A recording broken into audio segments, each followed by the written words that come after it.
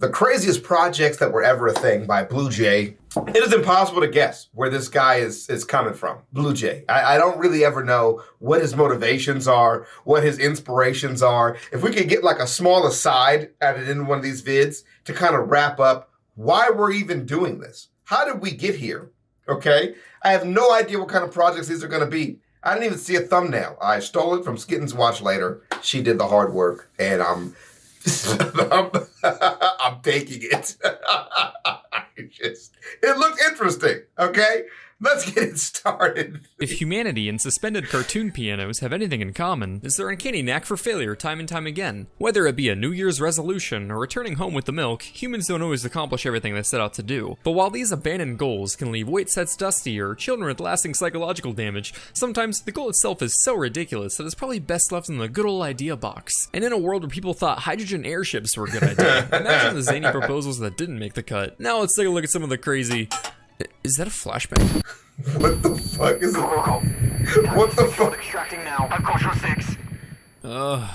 The box, it's gone. Oh my God. Must have tracked our location. Timmy, what are you doing on your phone? I'm just browsing iFunny. Okay, we need to talk about that later, but you're on public Wi-Fi. You should be using NordVPN to hide your location. That's how they found you. Who's they? No time. We need that box. This looks like British equipment. Luckily, the UK is one of over 60 countries NordVPN has servers in. Use it to change your location to London. Cold. Okay, what now? They're Brits. How many miles is it to the Royal Palace? Actually, it's kilometers. You mean kilometers, right? Civilized people use kilometers, Jerry. What's all this? There, go Timmy. Anyway, NordVPN is a fantastic service that protects your personal information while going about online activities. And if you're hesitant, there's a risk-free 30-day money-back guarantee. Head on over to nordvpn.com/Bluejay or use code Bluejay for a ridiculously huge discount. Thank you, NordVPN, for sponsoring the video. Oh, good. So as I was saying, let's take a look at some bonkers canceled projects. All right, let's check it out. Not bad, dude. I don't mind the ad. That was pretty good.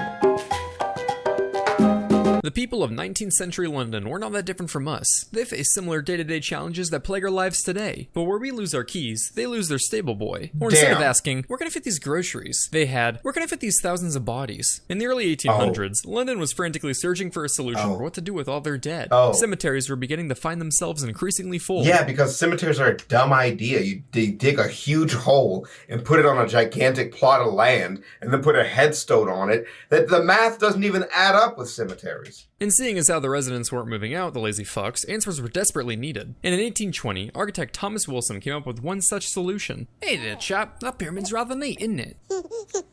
You know what would make it better?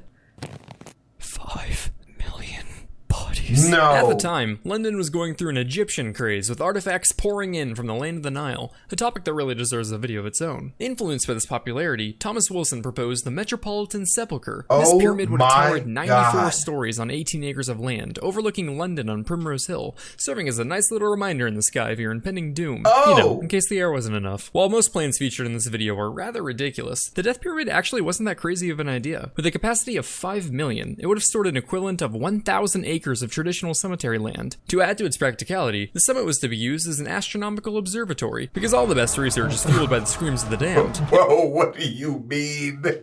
What do you mean we're putting a telescope on the top? I don't want to visit the body pyramid planetarium. What did Wilson plan to do if the pyramid got full? Just build a new one. Giza got 3. But like all fun things in life, public opinion saw the downfall of the Death Pyramid. Yeah. This could have something to do with the fact that Wilson claimed, it will teach the living to die and the dying to live forever. That's not a good tagline. That's not a good tagline. Industrial Revolution London already had that lesson down. Furthermore, there were concerns that the sheer weight of the thing would literally crush Primrose Hill. We all know how Londoners like their curves. Ultimately, people preferred a wild and free Primrose Hill, with the opening of multiple garden cemeteries on London's countryside being the final nail in the coffin. So unfortunately, the Park Cemetery beat out the Death Pyramid as the go-to burial method. Yeah. But could you imagine? Mother, I miss Grandpappy. Don't you worry, James. Your grandfather will always be watching over you. He's right there. In the modern era, many strides have been made. I do want to know what we do with bodies, though. I have a morbid fascination with it. I just don't really get how it works. I did a lot of research into how like trash gets disposed of because I just couldn't figure out how it took up so little space. And it turns out it just doesn't. We sell it to other countries mostly, but I digress. I would like to see what happens with bodies as well. Because I want to be a tree, you know? But like if everybody became a tree, that wouldn't work either. So like, where does it end? Lives and rights of the LGBT community, resulting in more acceptance of homosexuality in today's culture than ever before. And as with all things, The target what the fuck? Not the fucking target finder, bro. Resulting in more acceptance of homosexuality in today's culture than ever before. Hey man, and as that got with my mom into Call of Duty. The target finder, she could not really play it otherwise. things, this left the US government with one pressing question. But can we weaponize it? In 1994, researchers at Air Force's Wright The Laboratory gay in Ohio bomb? set out to do just that, exploring the potential for a gay bomb. I fucking knew it. Gay bomb. No, not the fun kind. We're talking Psychochemical warfare. In a 3-page proposal to the Department of Defense, they described how the bomb would disperse a gas over enemy camps that would, quote, cause enemy soldiers to become gay and to have their units break down because all their soldiers became irresistibly attractive to one another. Basically, the idea was to help the enemy combatants make love, not war.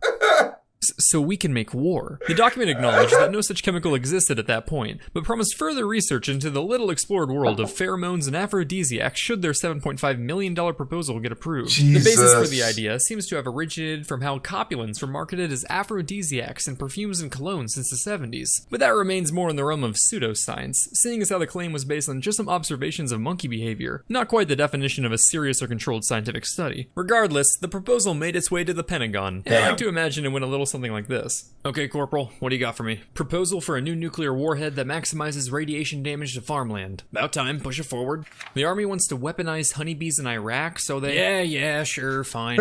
Wright Laboratory gave us this proposal for a gay bomb that... Corporal, are you mad? We are the United States of America, for Christ's sake. It is our duty as the leaders of the free world to draw the line on what is just and inhumane. Understood, Major. Consider it scrapped. The FBI think they can overthrow Castro using child sleeper agents and doped up spinner dolphins. How fast can they have it done? The Department of Defense scrapped the proposal pretty quickly, and the gay bomb never saw any real development. But I mean, come on, the idea was pretty ridiculous. There's nothing that can just turn any man gay. It's the early 1920s, and America's having a roaring time. They got jazz, that one Fortnite dance, and a stock market that could never get depressing. The Great War may be over, but a great age has just begun. Hey! Right, Europe? Oh right, the war happened here. Spaghetti change! Ew. Unlike the US, the years immediately following World War I didn't prove fruitful for much of Europe. The continent was experiencing a sharp rise in unemployment, overpopulation, and a looming energy crisis. Noting these issues, German architect Hermann Zorgel sought to kill multiple government drones with one stone, using his continent-uniting project, Atlantropa. Now, I know what you're thinking, and no, unfortunately, Atlantropa wasn't a plan for a massive Atlantis-themed water. How did it have that name if it's not an underwater city? That does not make any sense. It's gotta be an underwater city. In fact, quite the opposite. Instead of a large influx of water, the project called for the draining of water. A lot of water.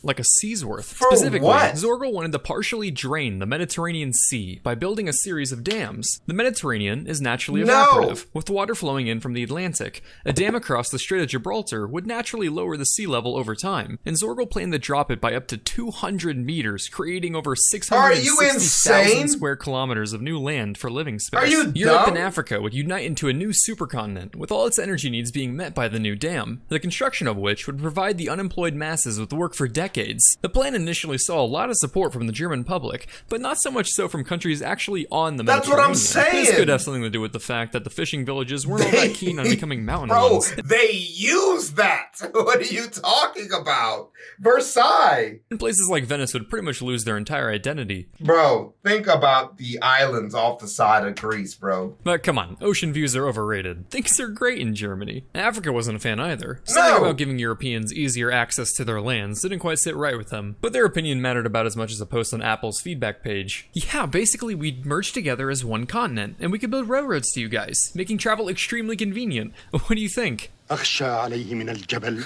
I know, great, right? Say, how much concrete do you have? Zorgal later pitched the project to the Nazis after they took over, noting their desire for living space. That sounded like some Nazi shit right there. Somebody slapped the shit out of him. They weren't all that interested in the plan. Damn, why bother creating new land when there is all this land nobody is using? What? Of course, Atlantropa had a few small issues that needed some ironing out, such as catastrophic effects on climate, the mass extinction of Mediterranean marine life, and the lack of enough concrete in the world at the time to actually construct the thing. Oh, and there's a small fact that the homes of millions and the power of an entire continent were solely subject to the proper operation of a single dam holding back a literal ocean. Can you imagine the catastrophe if the squirrel from Ice Age stumbled upon it? Zorgal continued to promote his project until his death in 1952. Are you serious? With his beloved Atlantropa losing all its steam with him. But hey, now that the name is open for the taking, I say we try that water park idea. I actually went ahead and took a crack at the design. It's themed after the movie Atlantis: The Lost Empire, which features dynamite-wielding Italians, making it objectively the best animated Disney movie. I'm thinking we can build a thing in Poland because God knows they deserve a break. If a colossal water park can't line up a place that depressing, I don't know what will. Up. Perhaps a gay bomb. That's so 10 stars. That's how you end it? So good, dude. All right, man. We're definitely going to be back for more. I think we're going to just shoot some memes and then go back to the suggestion box for tomorrow. Any other suggestions, let us know. Me and Skitten have some vids that we're going to do. Some Lindsay vids are definitely coming up. I'll see y'all around, man. Peace.